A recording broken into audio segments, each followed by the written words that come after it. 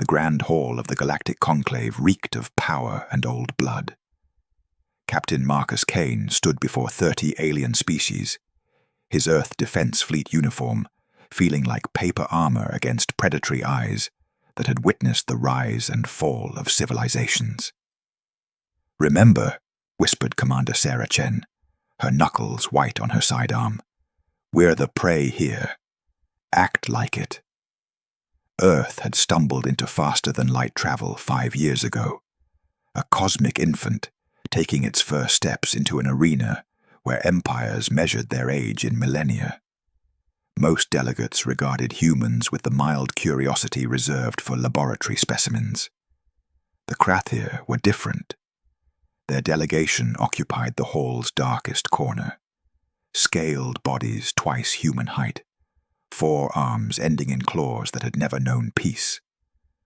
War Prince Zarvok's yellow eyes tracked Marcus's approach with the patience of something that had hunted for sport across 15 star systems. "The human delegation may approach," announced the conclave speaker, a creature of bioluminescent tentacles floating in containment fluid.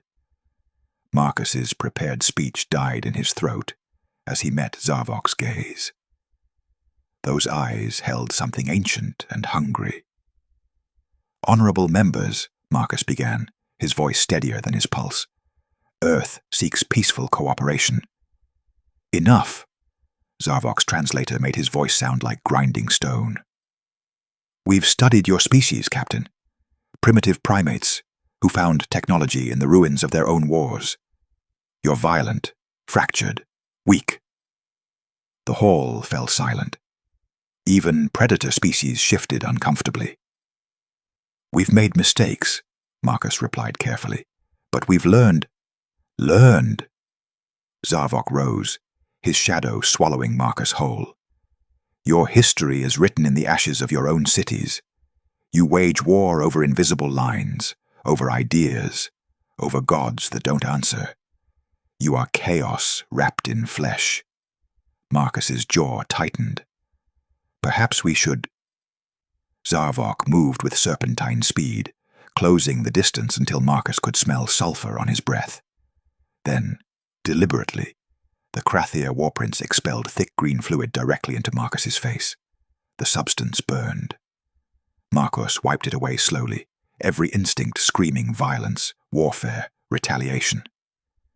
"In my culture," Marcus said quietly, dangerously, "that's a declaration." "In mine," Zarvok smiled with too many teeth, "it already is." Alarms shattered the moment. Sarah grabbed Marcus's arm. "Captain, 3 Krathir warships just dropped out of hyperspace. They're firing on our vessel." The conclave erupted into chaos as the station shuddered. Through the viewport, Marcus watched the research vessel, Pioneer, rupture, spilling atmosphere and bodies into the void. "All Earth personnel, evacuate immediately." Marcus's voice cut through the panic. "This is not a drill." As they ran, Sarah's confusion was palpable. "What just happened? We declared war," Marcus interrupted, his voice hollow. "We just didn't know we were doing it." Behind them, Zarvok stood motionless in the chaos, watching the humans flee. His smile never wavered. What the Krathir didn't understand, what they couldn't understand, was that they had just awakened something that had clawed its way to the top of Earth's food chain through ice ages, plagues, and nuclear fire. They had declared war on a species that had perfected the art of killing its own kind for 200,000 years. The predators were about to learn what it meant to become prey. The Krathir High Command convened in their war chamber, a cathedral of conquest decorated with the banners of extinct civilizations. Supreme Overlord Thrax regarded the holographic display of Earth's burning colonies with satisfaction. "The humans scatter like prey animals," Zarvok reported. "Their first research station, primarily civilian scientists, has been eliminated. 342 confirmed dead, including 86 juveniles. War matron Silra's claws clicked thoughtfully. They developed FTL travel, yet their ships have no significant armor. Their weapons are derivative, their tactics. She paused, searching for the word. Predictable. Because they're children playing at war, Thrax declared. A hologram materialized showing human anatomy, soft bodies, no natural weapons, fragile bone structure. Look at them. No claws, no venom, no armor plating, evolution's rejects. An aide approached, bowing low. Supreme Overlord, the humans have sent a message. Raid it, Thrax commanded, preparing to savor their desperation. The aide's voice trembled slightly. You've made a terrible mistake. The High Command erupted in laughter. Forward our response, Thrax said, wiping tears of mirth from his eyes. Send nothing. Let silence be our answer. Let them drown in their fear. On Earth, Admiral Rebecca Torres stood before the United Defense Council in a bunker that had been designed for nuclear war, a relic from humanity's own darker impulses. The attack on Research Station Alpha was deliberate, Torres reported, her voice clinical despite the rage burning beneath. They targeted life support first, ensuring maximum civilian casualties. This wasn't warfare. This was extermination. Council President Viktor Petrov's hands trembled as he reviewed casualty lists. My granddaughter was on that station.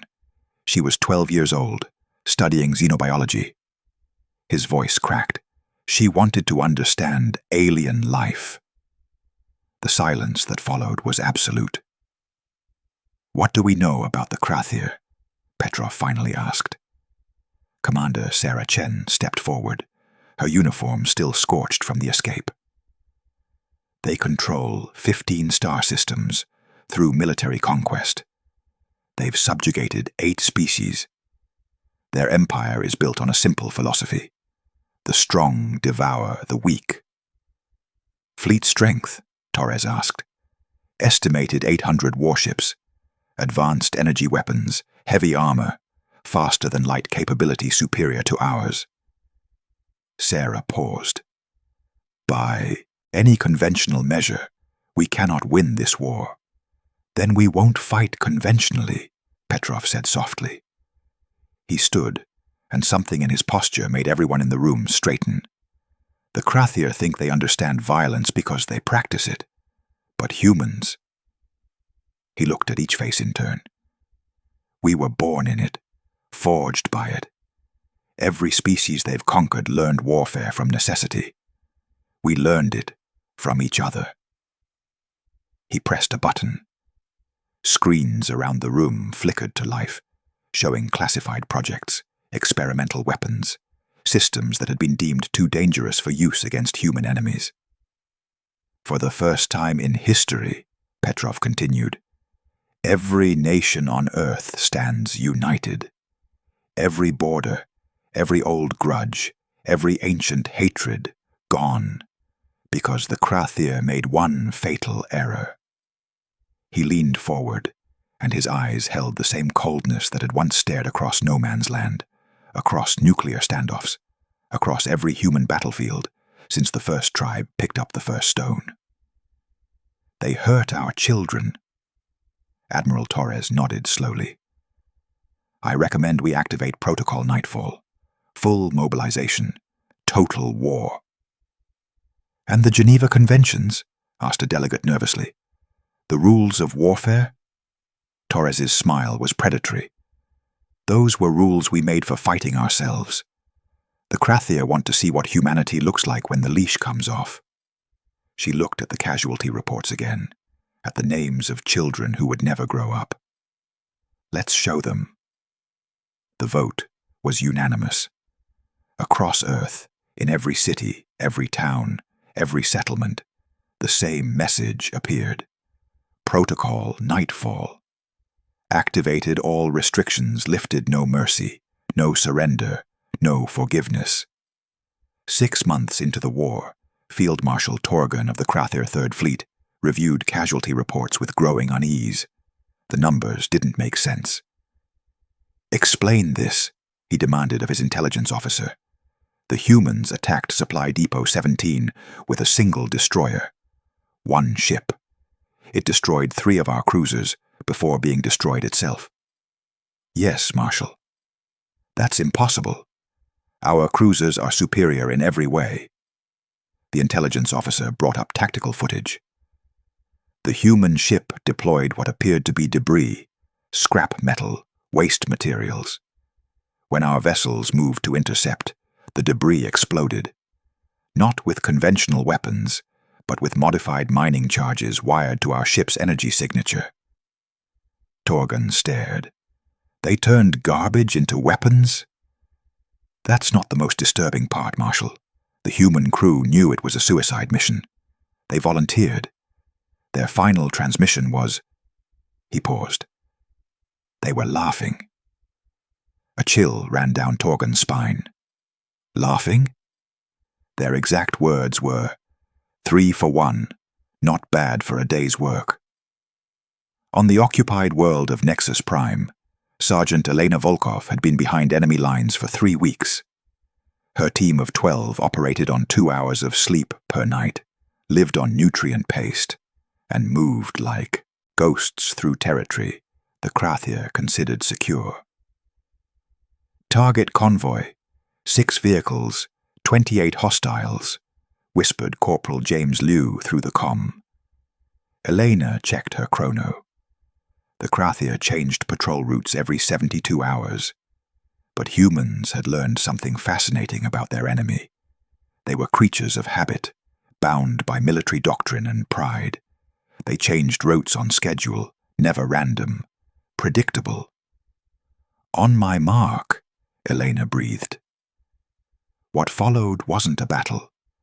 It was an execution. The Krathia never saw the attack coming. Shaped charges detonated beneath their vehicles simultaneously. Sniper fire eliminated command structure in seconds. When the survivors tried to retreat, they found their escape routes mined. 4 minutes. Convoy destroyed. 0 human casualties. Elena's team vanished back into the wilderness, already moving toward the next target. This same scene played out across dozens of worlds. Small human teams, exhausted, hungry, surviving on pure determination, carved through Krathia forces like surgical scalpels. In the Krathia High Command, Supreme Overlord Thrax slammed his fist on the table. "How are they doing this? We have superior numbers, superior technology, superior everything." War Matron Silra pulled up human physiology data. "We missed something critical. Humans evolved as persistence hunters. Before they had weapons, they would chase prey for days until it collapsed from exhaustion." Meaning they can operate at peak efficiency for 72 hours without rest. "Our soldiers require sleep cycles every 20 hours. By the time our troops are exhausted, the humans are just getting started." Thrax stared at the data in horror. "They're not like us at all." "No," agreed Silra quietly. "We hunt for food, for territory. They hunt for sport. For them, warfare isn't necessity, it's evolution." An urgent transmission interrupted them. "Supreme Overlord, emergency at Research Complex 7. The screen showed chaos. A Krathia research facility, supposedly secure, was under attack. But the assault wasn't military in nature. Human commandos were stealing data, copying files, downloading everything. "Stop them!" Thrax roared. "We're trying, but—" The transmission cut off. On screen, the entire research complex exploded in a fireball that could be seen from orbit. When the smoke cleared, analysts discovered something terrifying. The humans had turned the facility's own experimental weapons against it. They'd learned how Krathia technology worked, modified it in real time, and weaponized it, all in under an hour. "Get me Professor Zelith," Thrax ordered, his voice shaking. "Now." Professor Zelith was ancient even by galactic standards, a scholar who had witnessed the rise of 7 major civilizations. The Krathier High Command sat in silence as the elderly being entered their war chamber. "You asked to see me," Zelith said, his voice like wind through autumn leaves. "Tell us how to defeat the humans," Thrax demanded. Zelith studied each Krathier commander with eyes that had seen too much. "You cannot. Explain. I warned you before this war began. You didn't listen." Zelith activated a holographic display showing Earth's history. Wars, conquests, genocides, atomic fire. "Humans are apex predators, but not like you. You evolved to dominate your world. They evolved to dominate each other." War matron Silra leaned forward. "What does that mean?" "It means," Zelith continued, "that you fight wars for resources, for expansion.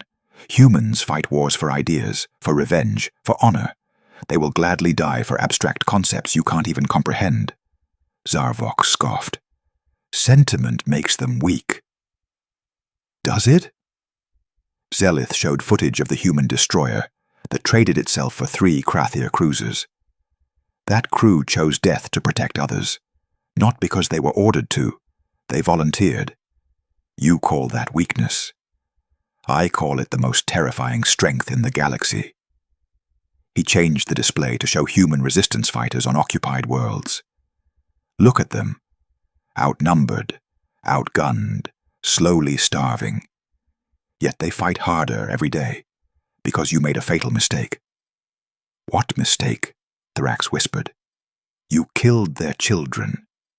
Zelith's voice was heavy with sorrow. "There is nothing more dangerous in the universe than a human protecting its young, except perhaps a human avenging them." The High Command sat in stunned silence. "But we're winning," Zarvok protested weakly. "Our territory—" "Your territory shrinks daily," Zelith interrupted. "You've lost 8 systems in 6 months. The humans are learning faster than you can adapt. Every tactic you use, they counter within weeks. Every weapon you deploy, they reverse engineer and improve within days." "Then what do we do?" Thrax asked, and for the first time, he sounded afraid. "Surrender," Zelith said simply. "Immediately, unconditionally. Beg for mercy while they're still willing to give it." "Never," Zarvok roared. "The Krathier Empire does not surrender to prey." Zelith looked at him with something like pity. "Then you've already lost, because you still think of them as prey." He turned to leave, then paused. "The humans have a saying. Beware the fury of a patient man. You attacked the most patient predator in the galaxy, one that spent 200,000 years perfecting the art of killing its own kind. Now that patience is gone, and all that remains is the fury." The door closed behind him, leaving the High Command in darkness. Admiral Rebecca Torres stood on the bridge of the UES Retribution, flagship of humanity's first fleet. Around her, 500 warships, built in 6 months of unprecedented industrial mobilization, prepared for the final assault. "All ships report ready, Admiral," announced her communications officer. Torres nodded, her eyes fixed on the tactical display showing Krathier Prime, the enemy homeworld. Billions of Krathier lived there. Civilians, children, innocents who had never asked for this war. "Admiral," her executive officer prompted. "Your orders?" Torres hesitated. This was the moment humanity had to decide what kind of species it wanted to be. They had the power to exterminate the Krathier entirely. Every simulation showed it was possible, even efficient. "Deploy Task Force Phantom," she ordered instead. "Surgical strike only, military targets." "Ma'am, the Council authorized total warfare." I know what they authorized, Commander, but we're not the Krathier. Torres's voice was steel. We're going to win this war without becoming monsters, because that's what separates us from them. On Krathier Prime, Captain David Nash led Phoenix Team through the Imperial Palace's maintenance corridors. Their mission: capture the High Command alive and secure any doomsday weapons. Intel was right, whispered Specialist Yuki Tanaka. They're too arrogant to imagine we'd infiltrate their capital. The team moved with practiced precision, neutralizing guards silently. When they reached the High Command chamber, they found something unexpected. Supreme Overlord Thrax was alone, staring at screens showing the human fleet in orbit. You came for me, Thrax said without turning.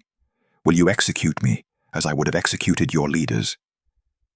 David raised his weapon, then slowly lowered it. No. You're going to stand trial. You're going to face justice for every human you killed, for every child. Justice? Thrax laughed bitterly. I studied your history, human. Your species has committed genocides, enslaved millions, built empires on bones. What gives you the right to judge us? David's voice was quiet. Because we learned. We changed. We became better than our worst impulses. He activated his comm. Admiral Torres, palace secured, High Command in custody. Through the building, alarms wailed. Not attack alarms, surrender sirens. Emperor Veshkral, the true ruler of the Krathier Empire, sat in his throne room surrounded by his personal guard. On every screen, the same message played. Thrax and the High Command had been captured. The human fleet surrounded the planet. It was over. Activate the Void Engine, Veshkral ordered calmly. His chief scientist stammered. My Emperor, the weapon is untested. It could destroy not just this system, but if the Krathier Empire falls, then let the galaxy burn with it. Veshkral's eyes gleamed with madness. Better oblivion than submission to these primitives. What the Emperor didn't know was that David Nash's team had already infiltrated the palace, and every word was being broadcast to the entire planet. On the streets of Krathier Prime, ordinary citizens listened to their Emperor's words in horror. He would rather kill them all than admit defeat. The protests started small. A few hundred in the capital square. Then thousands. Then millions. By the time Emperor Veshkral realized what was happening, his own people were storming the palace. Admiral Torres watched from orbit as history unfolded below. The Krathier people are rising against their government, reported her intelligence officer, wonder in his voice. They're asking us for help. Torres took a deep breath. Deploy humanitarian forces, medical teams, food supplies, peacekeepers. We're going to help them rebuild. Admiral, they killed our people. And we've killed theirs, Torres interrupted gently. The killing stops now. Today, we show them what humanity really is. The Galactic Conclave convened once more. Ambassador Sarah Chen stood before the assembly, no longer in military uniform but in diplomatic robes. Beside her stood Councillor Velmar, representing the new Krathier Democratic Federation. The reconstruction of former Krathier territories proceeds ahead of schedule, Sarah reported. With human assistance, infrastructure is 90% restored. Velmar nodded. What the humans did. We expected destruction, conquest. Instead, they rebuilt our cities. Their doctors treated our wounded. Their engineers shared technology freely. He looked at Sarah with something like awe. We don't understand. Why show mercy to those who showed you none? Sarah smiled. Because the measure of a civilization isn't how it treats its equals. It's how it treats those it has defeated. Later, in the Conclave Gardens, a young Krathier named Zarvan approached Sarah. His scales were still bright with youth, barely old enough to remember the war. "Ambassador, may I ask you something?" "Of course." "I study at a school rebuilt by humans. My teachers are human. The doctors who saved my mother after the siege. Human." Confusion flickered across his face. "When you had defeated us, why didn't you destroy us? Your species had the power. Our leaders would have used it." Sarah considered carefully. "Destroying an enemy is easy, Zarvan. Building something together is harder. But it's the only way forward. But we struck first. We killed your children." "Yes, and we'll never forget that." Sarah's voice hardened slightly. "But humans learned something from our own bloody history. Revenge is a meal that feeds no one. Justice, reconstruction, peace, those feed civilizations." Zarvan was quiet for a moment. "My history teacher says humans are the most dangerous species in the galaxy. Your teacher is correct, but also the most valuable allies." Sarah smiled. "Also correct. We can be monsters when we need to be, Zarvan. The difference is, we choose not to be." Across the gardens, Admiral Torres, now retired, spoke with delegates from a dozen species. They were negotiating a mutual defense pact with Earth at its center. "Make humans your enemy," one delegate was saying, "and you will learn the meaning of fear. Make them your ally, and you will never know conquest again." Torres nodded. "Just remember, we choose peace. Every day, we make that choice. But never mistake our mercy for weakness. The EA capacity for violence doesn't disappear just because we choose not to use it." As twin suns set over the conclave, former enemies worked side by side. Human engineers taught Krathia students. Krathia artists collaborated with human musicians. The galaxy had learned a terrible lesson at a terrible cost. A new saying spread among the stars, whispered in 1,000 languages. "Befriend humanity, for they are the deadliest predators in the galaxy. But they are also the only species that learned to hunt their own nature instead of each other." Professor Zelith, watching from his observatory, allowed himself a smile. Perhaps, he thought, there was hope for this galaxy after all.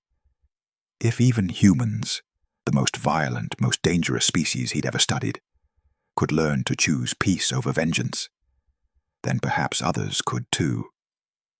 The stars turned overhead, indifferent to the dramas playing out beneath them.